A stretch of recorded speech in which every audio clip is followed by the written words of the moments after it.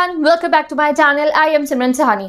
तो 9th, 10th, 11th, 12th हर एक student के लिए आज की ये वीडियो कुछ ज़्यादा ही इंपॉर्टेंट हो चुकी है, क्योंकि जैसे कि आपको पता है कि कल 1 जून को अगर कोई बच्चा बाद में भी वीडियो देख रहा है तो हमारी एजुकेशन सिस्टम में एक चीज़ हुई है भाई कि क्लास 12th के बोर्ड एग्जाम कैंसिल हो चुके हैं। हिस्ट्री में पहली बार हुआ होगा ये। लास्ट टाइम भी बोर्ड एग्जाम कैंसिल हुए थे क्लास 12th के, बट फिर भी बच्चों ने 2-3 पेपर तो ज़रूर दिए थे। इस साल बिना एक भी पेपर हुए 10th एंड 12th दोनों के ही एग्जाम हो गए हैं कैंसिल, ठीक है। और हम बच्चों की लाइफ में, हम स्टूडेंट इवन टीचर्स की लाइफ में भी एक नया वर्ड आ गया है जिसको बोला गया है ऑब्जेक्टिव इवैल्यूएशन, ठीक है। तो पहले अगर हम बिफोर एंड आफ्टर देखेंगे और फिर हम इस वीडियो में ये देखेंगे दैट कैसे आप अपनी जो पूरे की पूरी स्टडीज है आपको प्लान को चेंज करना पड़ेगा। और सबसे पहली चीज़ है आपको अपनी अप्रोच जो है वो चेंज करनी पड़ेगी। अप्रोच क्या होती है? तैयारी करने का जो तरीका है ना, आपका पढ़ने का तरीका, आपका सेल्फ स्टडी का तरीका अब आपको बदलना पड़ेगा। आपको अपनी सोच बदलनी पड़ेगी। पहले बच्चे की सोच क्या होती थी? अगर मैं बिफोर की बात करूँ, before this objective evaluation thing, before this कोविड-19 आप बात करो, जब आपके स्कूल खुले हुए थे, जब ये जर्मी नहीं था हमारे एनवायरनमेंट के अंदर और हम नॉर्मली स्कूल जाते थे, क्या होता था? हमारे स्कूल में सबसे पहले यूनिट टेस्ट होते थे जिन्हें FA1 FA2 भी कहीं पे बोला जाता है, ठीक है। FA1 FA2 में आपका 15-20 मार्क का क्वेश्चन पेपर आता था, आप करते थे उसको। कई बच्चे का अच्छे नंबर आते थे, नहीं भी आते थे तो आपको कुछ बुरा नहीं लगता, क्या हो गया क्लास के टेस्ट ही तो है, नहीं आया तो नहीं है, ये अप्रोच थी। फिर आते थे आपके हाफ ईयरली जिनको SA1 भी कहा जाता है। हाफ ईयरली में भी अगर मैं 10th और 12th के बच्चों की भी बात करूँ जिनके बोर्ड ईयर्स होते थे, वो भी हाफ ईयरली में अच्छे नंबर आए तो ठीक है। टीचर्स पे भी ऐसा होता था कि कम नंबर आपको मिलते थे कि आप ओवर कॉन्फिडेंट ना हो जाओ। अलग अलग रीजंस की वजह से हाफ ईयरली का स्कोर भी मीडियोकर आपका रहता था, बट बच्चों को ऐसे टेंशन नहीं होती थी। सोचते थे कि भाई मैं आखिरी के महीने में पढ़ के मैं अपनी पूरी मेहनत करके जो मेरे फाइनल एग्जाम है या जो मेरे बोर्ड एग्जाम है मैं उसमें अपना बेस्ट दूंगा। ये सबकी अप्रोच थी। आप 9th में हो, आप पूरे साल कैसे भी पढ़ते होगे, 8th की आप इमेजिन कर लो, जो भी बच्चा होता है आखिरी में तो आप बिल्कुल बेस्ट करते हो कि भैया बोर्ड और फाइनल एग्जाम में मेरे 90+ चले जाए। बट अब इस अप्रोच को बदलना पड़ेगा। जो मिड टर्म के एग्जाम है और जो प्री बोर्ड्स होते हैं, प्री बोर्ड्स के लिए हम प्रिपरेशन तो करते थे, बट हमारी प्रिपरेशन होती थी कि भाई प्री बोर्ड से ज़्यादा हम अपने बोर्ड्स के लिए प्रिपरेशन करें। अब इस नज़रिए को, इस अप्रोच को हमें बदलना पड़ेगा। अब हम 2021-22 के बच्चे हैं और ये 2021-22 के बच्चों को ऑब्जेक्टिव इवैल्यूएशन नाम की चीज़ पता है। पिछले साल वाले बच्चों को ऑब्जेक्टिव इवैल्यूएशन नहीं पता था, आपको पता है। तो आपको अपनी अप्रोच में चेंज लेकर आना पड़ेगा। ये जो यूनिट टेस्ट जिसको आप हल्के में लेते थे कि भाई ये तो बेकार चीज़ है, इसके लिए मैं नहीं पढ़ूंगा, अगर कम नंबर आ भी गए तो भी कोई फ़र्क नहीं पड़ता, इस अप्रोच को आपको करना पड़ेगा चेंज। तो as a student of class 9th, 10th, 11th, 12th, आप किसी भी क्लास के हो, आपके क्लास में यूनिट टेस्ट होंगे तो भी उसमें आपको अपना बेस्ट देना है कि अगर 20 नंबर का पेपर है तो मेरे 20 में से 20 ही आने चाहिए, क्योंकि ये यूनिट टेस्ट के नंबर मेरे फाइनल ईयर में जुड़ सकते हैं अगर ऑब्जेक्टिव वैल्यूएशन इस साल भी लगता है। अगर ये जर्मी नहीं गया, इस साल के एग्जाम्स भी अगर कैंसिल हुए, भगवान ना करे ऐसा कुछ हो, बट अगर होंगे तो हमें पहले से प्रिपेयर रहना है। ऐसा ना हो कि आप अपनी यूनिट टेस्ट बेकार दे दो और कल को उन्हीं यूनिट टेस्ट के नंबर आपके एग्जाम में जुड़ जाए, ठीक है। हाफ ईयरली जो आएंगे, अभी आज क्या है, अभी जून चल रहा है, सितंबर में हाफ ईयरली होते हैं हर एक स्कूल्स के।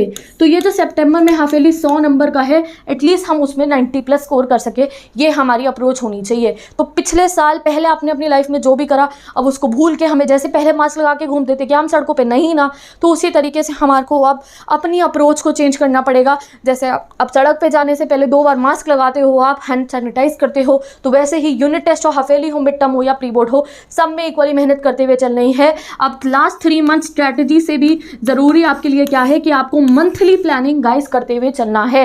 लास्ट 3 मंथ स्ट्रैटेजी तो बहुत काम आती है बोर्ड्स वाले बच्चों के लिए जिनको बोर्ड्स में 90+ स्कोर करने होते हैं, बट तुम्हारे लिए ये unit test, half yearly, mid term, pre boards सबके सब इंपॉर्टेंट है, तो आपको करनी पड़ेगी मंथली प्लानिंग। तो अब हम देखने वाले हैं दैट कैसे आप अपनी मंथली प्लानिंग करोगे। आज मैं आपको एक आइडिया दे रही हूँ कि तुम सब बच्चे अपने बेसिस पे मंथली प्लानिंग करनी शुरू कर दो। तो ग्रैब अ नोटबुक और अ पीस ऑफ पेपर जिस पे आप अपना आज प्लान बनाने की कोशिश करना। तो आपकी जो कंप्लीट ईयर की स्टडी है बेसिकली उसकी अप्रोच को अब तुम्हें बदलना पड़ेगा। हर महीने का तुम्हें अपने लिए एक ऐसा कैलेंडर रेडी करके रख लो जिसमें आपको सब्जेक्ट वाइज प्लानिंग करनी पड़ेगी कि इतना सिलेबस मेरा कंप्लीट हो जाना चाहिए। अब कैसे करेंगे मैं आपको स्टेप बाय स्टेप बता रही हूँ। मैं प्रॉपर क्लास 9th को जून का, क्लास 10th को जून का, 11th को जून का, 12th को जून का वो वीडियो मैं सेपरेट डेफिनेटली बनाऊंगी जिसमें मैं बताऊंगी कि आप जून में इतने सिलेबस अगर कवर कर लो तो वो बेस्ट होगा, कितने कम टाइम में आप इतने चैप्टर्स कंप्लीट कर सकते हो इन जून ओनली। वो वीडियोस तो अलग अलग क्लासेस के लिए आएंगी, बट फिर भी अगर किसी बच्चे को अपने हिसाब से अपना प्लान बनाना है तो वो आज ही उसे ट्राई कर सकते हैं थ्रू दिस मंथली प्लानर। और सिर्फ आज का ही नहीं, कल को मई आएगा, जुलाई आएगा, अगस्त आएगा, हर महीने आप इसी तरीके से अगर अपनी प्लानिंग करते हुए चलोगे, ये प्लान आप अपना बनाओगे, तो यूनिट टेस्ट हो, फाइनल टर्म हो, हाफ ईयरली हो, हर एक एग्जाम में आप अपना बेस्ट दे सकते हो, आपका सिलेबस कवर होगा। तो करना क्या है, सबसे पहले तो आपको अपनी अप्रोच जो है वो बदल लो। तो सोच लो आज से ही मैं 9th में था, 10th में था, मेरा बोर्ड ईयर्स थे 10th 12th वाले, मेरे फाइनल एग्जाम थे जो इंपॉर्टेंट है, ये समझ लो हर एक को मुझे हल्के में नहीं लेना है। मेरी स्टडी अप्रोच अब बदल चुकी है, अब सिचुएशन चेंज हो चुकी है, unit, final, half yearly, SA1 SA2 FA1 सब मेरे लिए इक्वली इंपॉर्टेंट हो चुके हैं। उसी हिसाब से हम अपनी प्लान करेंगे।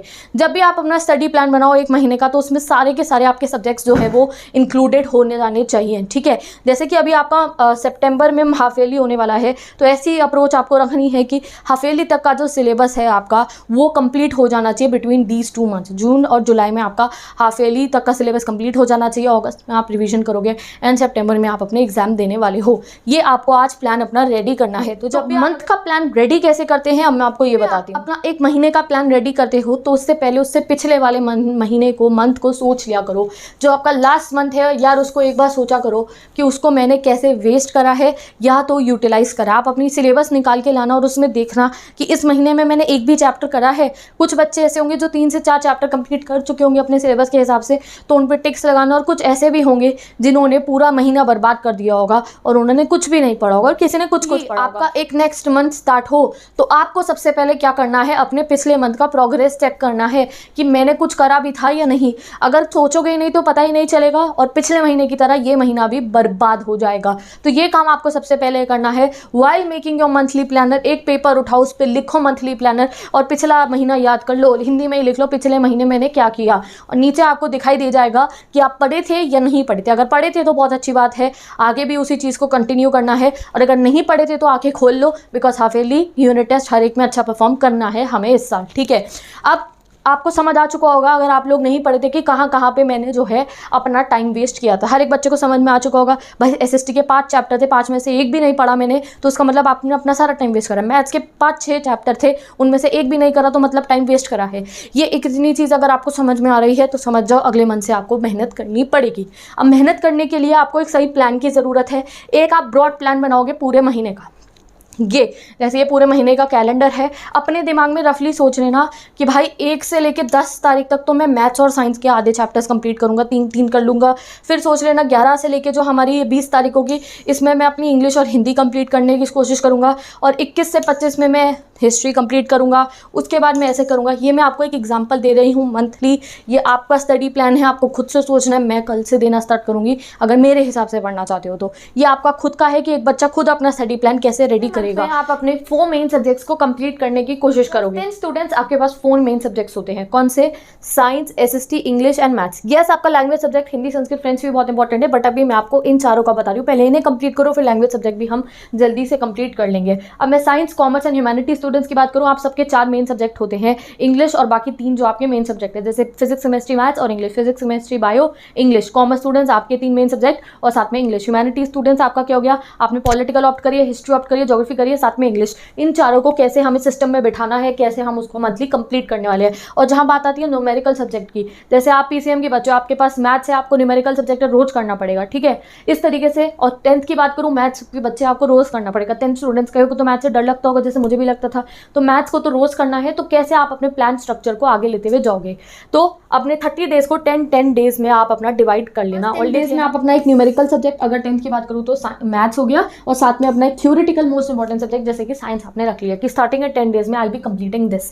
फिर नेक्स्ट 10 डेज में भी आपको न्यूमेरिकल सब्जेक्ट तो रखना ही है, जैसे कि मैथ्स हो गया, वो तो आपको रखना ही होगा। साथ में आपने अपना सेकंड सब्जेक्ट ले लिया, जैसे कि मेन सब्जेक्ट इंग्लिश, कि मैं 10 डेज में अपनी इंग्लिश पूरी कंप्लीट करने की कोशिश करूंगा, एक बुक पूरी कंप्लीट कर दूंगा। फिर नेक्स्ट 10 डेज में आप अपना न्यूमेरिकल सब्जेक्ट लेना और साथ में लेना SST। इस तरीके से आपका मैथ्स तो बहुत अच्छे से प्रिपेयर हो ही जाएगा, और साथ ही के साथ साइंस भी प्रिपेयर हो जाएगी, इंग्लिश भी एंड SST की भी, और बैलेंस हो जाएगा आपका कि अगर साइंस का यूनिट टेस्ट है तो उसमें भी आप अच्छा परफॉर्म कर सकते हो, मैथ्स का है तो उसमें भी करोगे, SST का है तो उसमें भी करोगे, इंग्लिश का है तो आप उसमें भी अच्छा परफॉर्म कर सकते हो। तो इस तरीके से आप मंथली प्लान बनाने अपने स्टार्ट करो। अब मैं बात अगर करूँ मैं साइंस स्टूडेंट्स की और ह्यूमैनिटीज़ के और कॉमर्स के स्टूडेंट्स की, तो आप लोग भी ऐसी साइंस स्टूडेंट्स अपने न्यूमेरिकल सब्जेक्ट हर रोज़ करने हैं आपको 30 के 30 डेज। साथ में आपका जो थ्योरेटिकल पार्ट होता है उनकी आप ऐसे जो है कॉम्बिनेशन बनाओ, प्लान रेडी करो एंड स्टार्ट स्टडिंग, ठीक है। तो जैसे मैंने आपको बताया है, stream and subject wise plans मैं रेडी आपको करके दूंगी, but this video was to change your approach, that now you have to change yourself.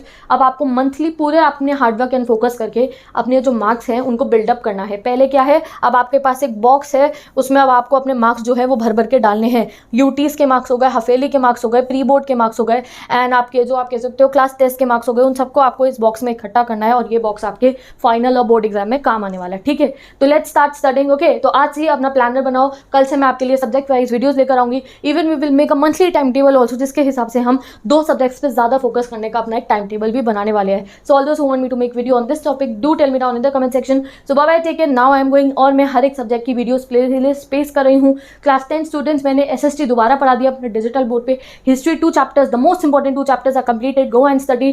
Civics, study it. English 9th 10th 11th 12th सब मैंने पढ़ा दी है. Go and check out my channel. SST is there, political science, geography, economics is there, so you can go and start studying. And now I'll meet you in the next video.